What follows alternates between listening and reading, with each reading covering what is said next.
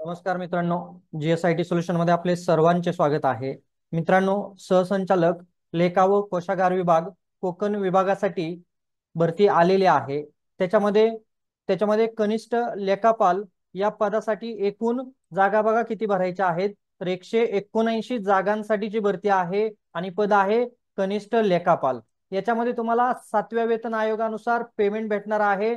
29,200 ते 92,300 रुपये हे तुमचं पेमेंट असणार आहे.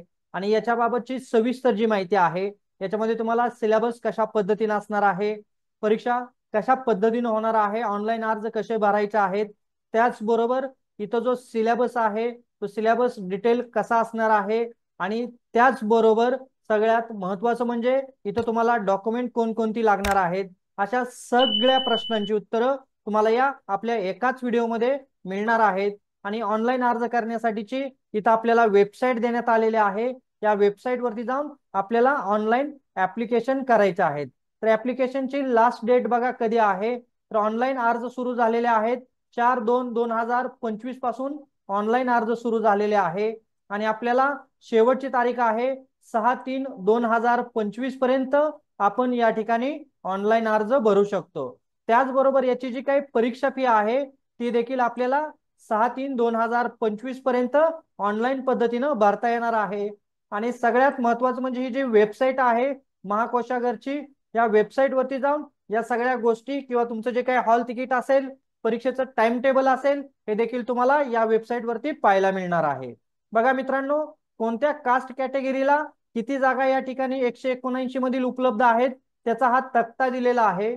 तुम्ही ज्या कास्ट कॅटेगरी मधून येता त्या कॅटेगरीसाठी किती जागा इथं उपलब्ध आहे आणि आपल्याला कशा पद्धतीने अर्ज करायचा आहे ते तुम्ही इथं पाहू शकता. हा तक्ता व्यवस्थित पहा. इथं तुम्ही ज्या कॅटेगरी मधून किंवा जे काही खेळाडू विद्यार्थी असतील किंवा माजी सैनिक असतील त्यांच्यासाठीच देखील इथं आरक्षण देण्यात आलेलं आहे. आरक्षणाचा हा तक्ता आहे.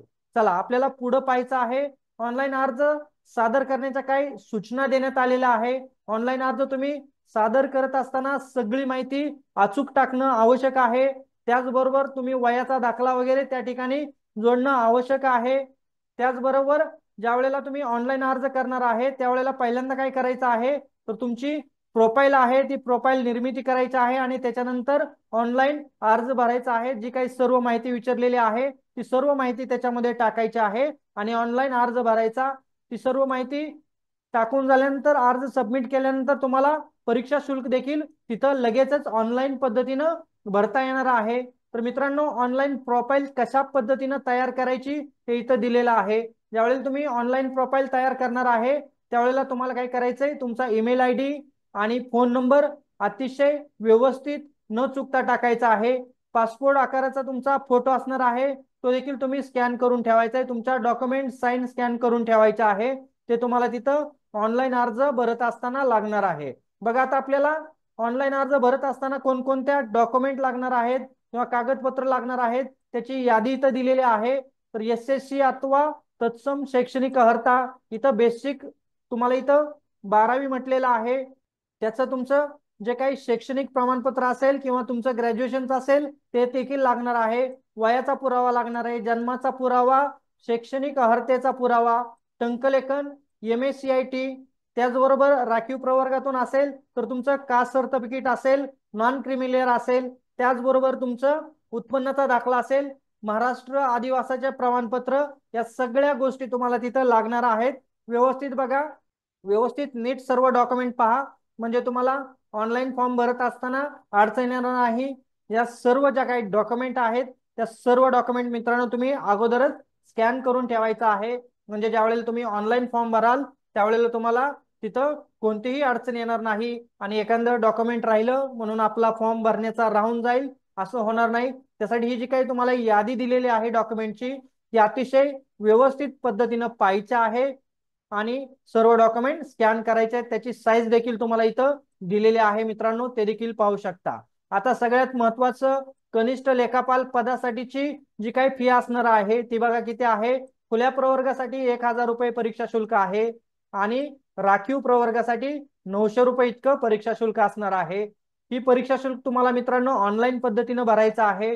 कोणत्याही सबबीवरती परीक्षा शुल्क तुम्हाला रिफंड मिळणार नाही याची काळजी घ्यायची आहे मित्रांनो। त्यामुळे तुम्ही परीक्षा देणार असेल पूर्ण अभ्यास करून तरच फॉर्म भरायचा आहे, अन्यथा तुमचे पैसे वाया जातील हे लक्षात ठेवा। तुम्ही ज्या वेळेला ऑनलाईन परीक्षा शुल्क भरणार आहे त्याची तुम्हाला जी रिसिट मिळणार आहे ती रिसिट देखील तुम्ही व्यवस्थित काय करायचे आहे, जपून ठेवायचे आहे। कारण तुमचं ज्या वेळेला डॉक्युमेंटेशन होणार आहे, डॉक्युमेंट व्हेरिफिकेशन होणार आहे, त्यावेळेला ती रिसिट उपयोगाला येणार आहे। पेमेंट तुम्हाला ऑनलाईन पद्धतीने भरायचं आहे, कुठेही ऑफलाईन पद्धतीनं पेमेंट भरायचं नाही हे लक्षात घ्या। पुन्हा एकदा इथं आपल्याला वेबसाईट दिलेली आहे, या वेबसाईट वरती जाऊनच काय करायचं आहे, ऍप्लिकेशन जे आहे ते ऍप्लिकेशन सबमिट करायचं आहे। आता बघा परीक्षेचं स्वरूप कशा पद्धतीनं आहे, तर आपल्याला इथं दिलेलं आहे एकूण तुमची 200 मार्कांची परीक्षा होणार आहे। त्याच्यामध्ये तुम्हाला 100 प्रश्न विचारले जाणार आहे, म्हणजेच प्रत्येक प्रश्न हा 2 मार्काला इथं विचारला जाणार आहे। याच्यासाठी कालावधी तुम्हाला 2 तासांचा दिलेला आहे। आता याच्यामध्ये विषय कुठले आहेत, मराठी, इंग्रजी, सामान्य ज्ञान, बौद्धिक चाचणी हे 4 विषय असणार आहेत आणि त्याचा प्रश्नांचा दर्जाही तुम्हाला इथं दिलेला आहे, ते तुम्ही पाहू शकता मित्रांनो। आता आपल्याला पुढे पाहायचं आहे की याच्यासाठीचा डिटेल सिलेबस बघा कशा पद्धतीने आहे। मराठीमध्ये तुम्हाला काय विचारले जाणार आहे इथं दिलेलं आहे, सर्वसामान्य शब्दसंग्रह, वाक्यरचना, व्याकरण, म्हणी, वाक्यप्रचार हे तुम्हाला मराठीमध्ये विचारलं जाणार आहे। इंग्रजीमध्ये सुद्धा तुम्हाला ग्रामर वगैरे इथं विचारलं जाणार आहे। सामान्य ज्ञानमध्ये भारतीय संघ राज्य व्यवस्थापन त्याबाबतचे प्रश्न, आधुनिक भारताचा विशेषतः महाराष्ट्राचा इतिहास विचारला जाणार आहे, भारताचा व महाराष्ट्राचा भूगोल विचारला जाणार आहे, पर्यावरण विषयक काही प्रश्न विचारले जाणार आहेत, सामान्य ज्ञान आणि तंत्रज्ञान याविषयी देखील प्रश्न विचारले जाणार आहेत।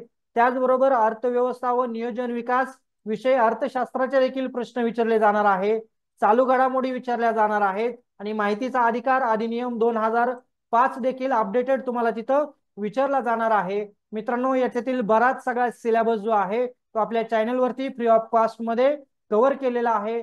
चालू घडामोडीचे देखील रोज 2 प्रश्न तुम्हाला आपल्या चॅनल वरती दिले जातात, विचारले जातात, ते देखील तुम्ही पाहू शकता। बुद्धिमापन चाचणी देखील होणार आहे, ते इथं लक्षात घ्यायचंय।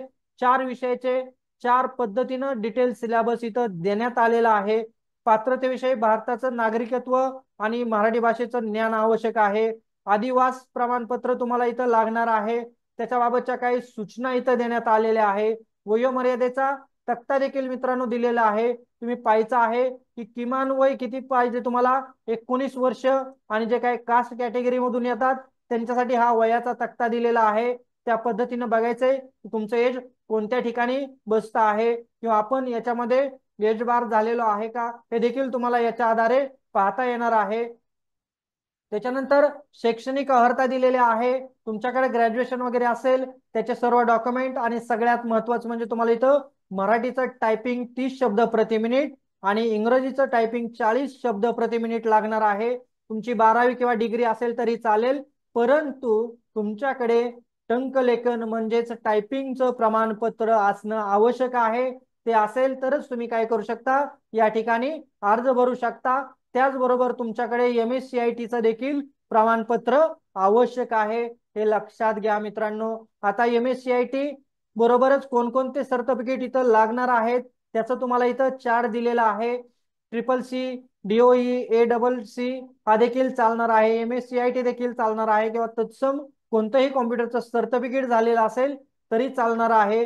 तुम्हाला जे काही प्रवेश पत्र वगैरे आहे ते सर्व याच वेबसाईट वरती मित्रांनो पाहायला मिळणार आहे। तुम्हाला तुमचा जो मोबाईल नंबर दिलेला आहे त्याच्यावरती देखील SMS येणार आहे, आणि परीक्षेच्या अगोदर 7 दिवस तुम्हाला हॉल तिकीट काय करता येणार आहे, डाउनलोड करता येणार आहे।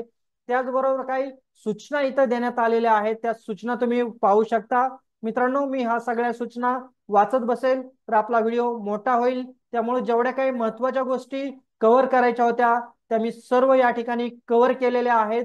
तर मित्रांनो बघा, कनिष्ठ लेखापाल या पदासाठी कोकण विभागासाठीची अतिशय चांगली भरती या ठिकाणी आलेली आहे।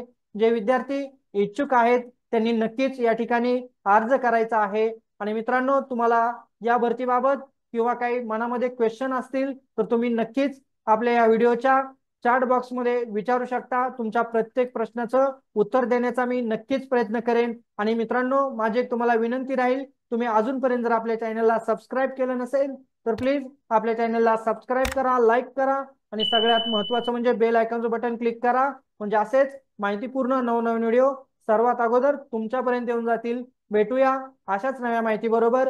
जय हिंद, जय महाराष्ट्र.